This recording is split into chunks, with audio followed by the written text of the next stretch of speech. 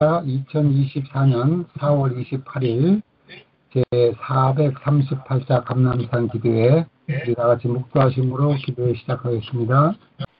오늘 하나님의 말씀, 생명의 말씀, 하나님의 은혜의 말씀을 이승동 목사님께서 증거해 주시겠습니다. 이승동 목사님. 네. 오늘 병원의 게시판에 게시된 글입니다. 어떤 분이 전갈에 물렸습니다. 그분은 하루 만에 나아서 퇴원을 하였습니다. 어떤 사람이 뱀에 물렸습니다. 하지만 치료를 받고 3일 만에 건강해져 퇴원했습니다. 어떤 사람이 미친 개에 물렸습니다. 하지만 열흘 만에 치료를 받고 또 퇴원했습니다. 어떤 사람이 사람에게 물렸습니다. 하지만 현재 여러 달 무의식 상태에 있으며 앞으로 회복할 가망이 거의 없습니다. 말처럼 어려운 것이 없습니다. 말을 너무 청산유수같이 하면 약장수 같고 너무 더듬거리면 답답해 보이기도 합니다. 말 한마디로 천냥빚도 같지만 말 한마디 때문에 친한 친구가 평생 원수가 되기도 합니다. 말 한마디로 사람을 죽이기도 하고 말 한마디로 사람을 살리기도 합니다. 이런 얘기가 있습니다. 수년간 중국집 배달원으로 일하던 청년이 열심히 노력하고 기술을 배워서 자신도 번듯한 중국 음식점을 차리게 됐답니다. 얼마나 열심히 일했던지 이렇게만 되면 금방 부자가 될 것 같았습니다. 어느 날 배달을 마치고 들어왔는데 배달 갔던 그 손님으로부터 전화가 걸려왔습니다. 아니 어떻게 했으면 짜장면에서 바둑알이 나와요. 순간 아들이 바둑알을 가지고 놀았던 장면이 생각나면서 머리가 갑자기 하얘졌습니다. 어떻게 해야 되나. 여러분 이런 나쁜 소문이 나면 장사가 어려워질 것은 뻔한 일 아닙니까? 잠시 고민하던 사장은 오히려 환하게 웃으면서 이렇게 대답했습니다. 아, 손님, 축하드립니다. 탕수육에 당첨되셨습니다. 저희 집에서는 개업 1년 기념으로 이 바둑알이 나오는 손님에게 탕수육 5그릇을 경품으로 드리기로 했답니다. 축하드립니다. 이 전화 받는 쪽에서 환호와 박수 소리가 들려왔습니다. 잠언 18장 21절에 죽고 사는 것이 혀의 건세에 달려있다 그랬습니다. 성경의 예를 한번 들어보겠습니다. 사람을 책망한 예입니다. 똑같은 책망을 해도 한편에서는 회개와 개혁이 일어나고 한편에서는 책망한 사람이 오히려 화를 당하는 경우도 있습니다. 나단과 침례 요한이 그 예입니다. 아시는 것처럼 이 선지자의 사명은 잘못을 책망하고 돌이키게 하는 일이죠. 그러나 아무리 선지자라 해도 왕을 상대로 왕의 잘못을 지적한다는 것은 결코 쉬운 일이 아닙니다. 자, 봅시다. 우리아의 아내 바세바를 취한 다윗을 책망한 나단 선지자의 지혜를 보십시오. 이 선지자는 매우 침착하게 한 예를 들어서 다윗을 닦아세웁니다. 사무엘상 12장에 그 말씀이 나와 있죠. 한 성에 두 사람이 있는데 하나는 부하고 하나는 가난하니 그 부한 자는 양과 소가 심히 많으니 가난한 자는 아무것도 없고 자기가 가서 기르는 작은 암양 새끼 하나뿐이라. 그래서 그것을 가지고 대접하죠. 그런데 어떤 행인이 부잣집에 갔는데 그 부자가 자기 양과 소를 아껴서 그 손님에게 그 가난한 사람의 양 새끼를 빼앗아다가 손님을 대접하는 이야기가 있죠. 이 이야기를 들은 다윗이 보인 반응이 뭐죠? 사무엘사 12장에 보면 5절에 보면 다윗이 그 사람에게 크게 놓아요. 나단에게 이르되 여호와의 사심을 가리켜 맹세하노니 이 일을 행한 사람은 마땅히 죽을지라. 그때 나단이 한 말이 뭡니까? 당신이 바로 그 사람이다. 이런 책망을 받는 다윗이 보인 태도가 뭡니까? 죄를 무릅쓰고 하나님 앞에 엎드린 후 그가 드린 기도가 시편 51편의 기도입니다.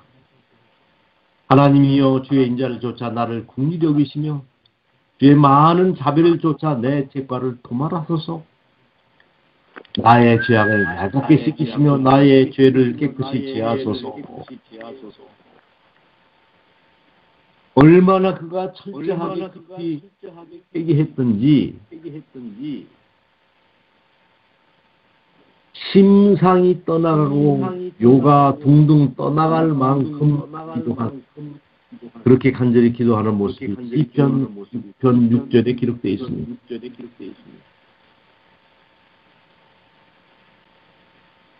이제는 헤롯의 도덕을 책망한 침례 요한의 예입니다. 마음 6장에 기록되어 있죠.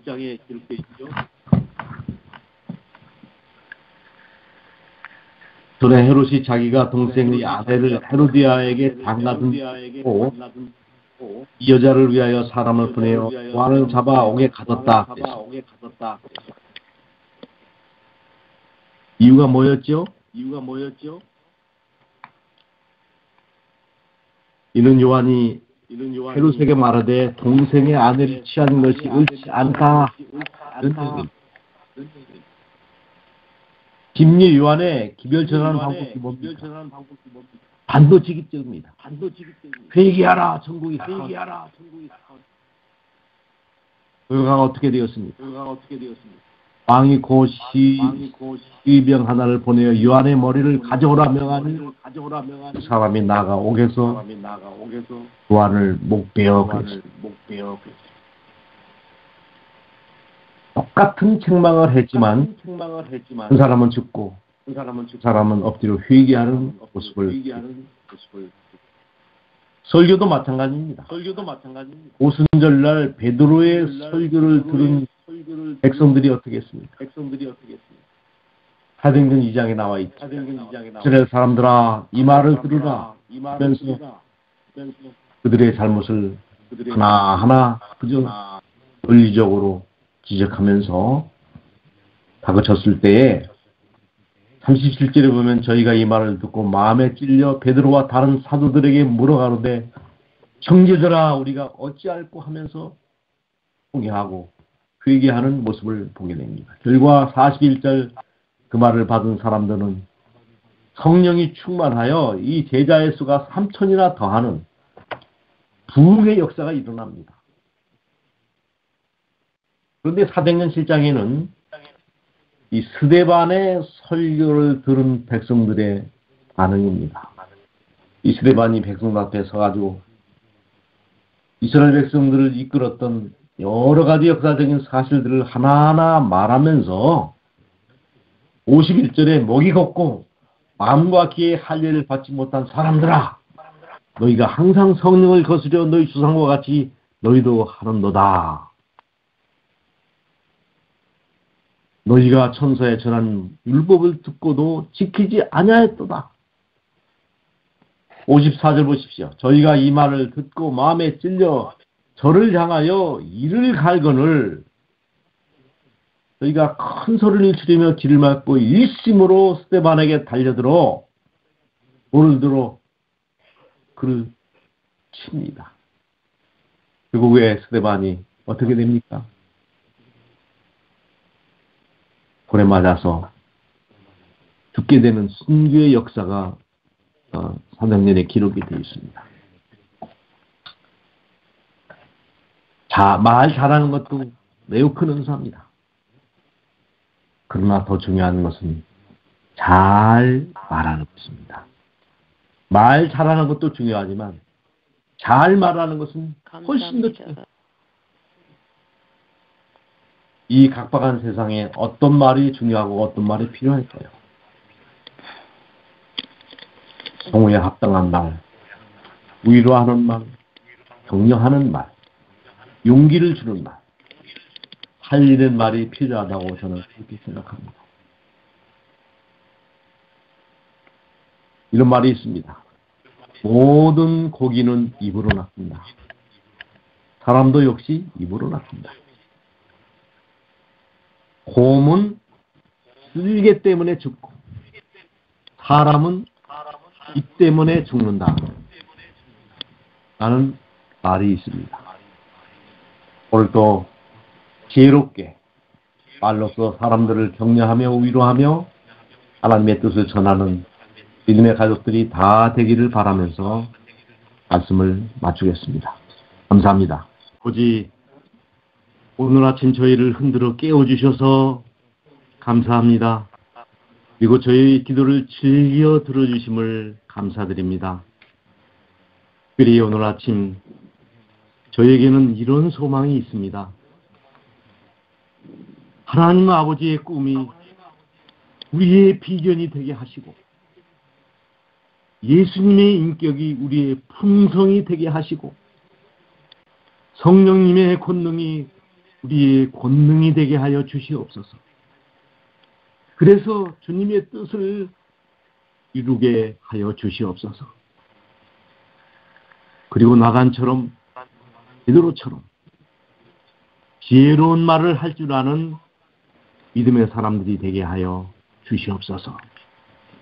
죽고 사는 것이 혀의 권세에 달려있음을 기억하게 하여 주시옵소서. 하루 아니 일주일을 주께 의탁하오며 주 예수 그리스도의 이름으로 간절히 기도드립니다. 아멘.